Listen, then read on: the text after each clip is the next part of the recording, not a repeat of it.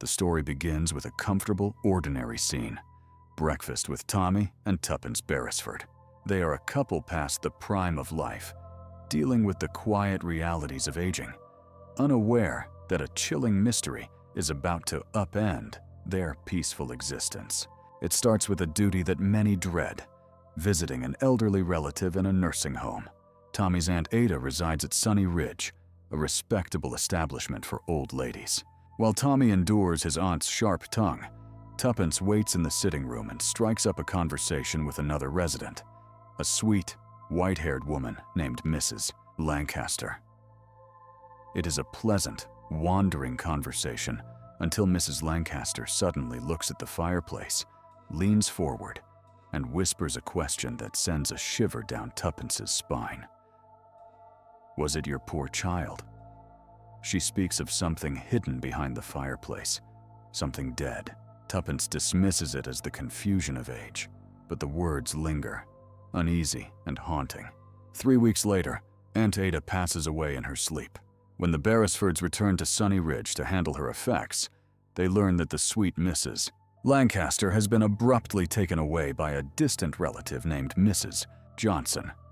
But there is a strange legacy left behind. Among Aunt Ada's belongings is a painting, a picture of a pale pink house by a canal with a humpbacked bridge and a boat named the Water Lily. It was a gift from Mrs. Lancaster to Aunt Ada. Tuppence is inexplicably drawn to the painting. She feels a powerful sense of recognition, convinced she has seen this house before from a train window. More importantly, she feels a nagging worry for Mrs. Lancaster. Why did she vanish so quickly? Why does no one seem to know where she went? When Tuppence tries to return the painting to Mrs. Lancaster's supposed family, the trail goes cold. The address given at the nursing home is fake. The lawyers are evasive. It is as if the old lady has simply been erased. Tommy goes away for a security conference, and Tuppence, unable to let the mystery lie, decides to follow her instincts.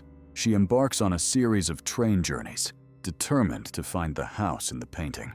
Her persistence pays off. She tracks the location to a village called Sutton Chancellor, and there it is, the canal house, standing quiet and partially divided, just as it was in the picture. Tuppence discovers the house is split in two. The back is inhabited by a strange couple, the large, simple-minded Amos Perry and his wife, Alice, whom Tuppence privately dubs the Friendly Witch due to her distinct appearance. They invite her in, and while the atmosphere is hospitable, there is an undercurrent of unease. Tuppence learns that the front part of the house, the part facing the canal, has been empty for years. While visiting the Perrys, a bird gets trapped in the chimney of the empty section of the house. In the effort to free it, debris tumbles down into the fireplace. Old soot, rubble, and something else. A child's doll. It is ragged, ancient, and terrifyingly out of place. Tuppence manages to keep the doll, sensing it holds a secret. Tuppence decides to stay in the village to investigate, posing as a house hunter. She meets the local vicar and a bossy, efficient parish worker named Miss Bly, who seems strangely hostile. She also listens to the rambling gossip of her landlady, Mrs. Copley, who spins tales of the past, stories of a killer gang, of child murders that plagued the area years ago, and of a tragic, beautiful woman named Water Lily, who once lived in the canal house. The atmosphere in the village is heavy with concealed truths.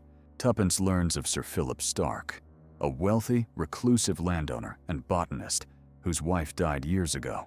The threads of the past seem to be tightening around the present. Driven by a hunch, Tuppence visits the churchyard. She finds a gravestone where the inscription has been tampered with, scratching out a message about offending the little ones. As she leans down to decipher the name, Lily Waters, a shadow falls over her. Before she can react, she is struck violently on the head and falls into darkness. While Tuppence lies in a hospital recovering from a concussion, Tommy returns home to find her missing. His own investigation begins, leading him into a darker world than he anticipated. He discovers that the friendly painting of the house was altered. Someone painted the boat Water Lily into the scene later as a message. Tommy connects with old friends in intelligence and learns that the mystery isn't just about a missing old lady. It involves a sophisticated criminal ring using quiet country houses to stash stolen goods. When he finally examines the old doll Tuppence found, the horrifying truth of the criminal connection is revealed. The doll isn't stuffed with sawdust, it is filled with uncut diamonds. The innocent-looking house by the canal is a drop point for a massive smuggling operation. Tuppence recovers, her memory returning slowly. She realizes that the friendly Miss Bly was likely her attacker in the graveyard. Undeterred and now reunited with Tommy, she returns to the canal house, determined to confront the truth. She finds the house unlocked and enters, expecting to find the Perrys. Instead, she finds Mrs. Lancaster.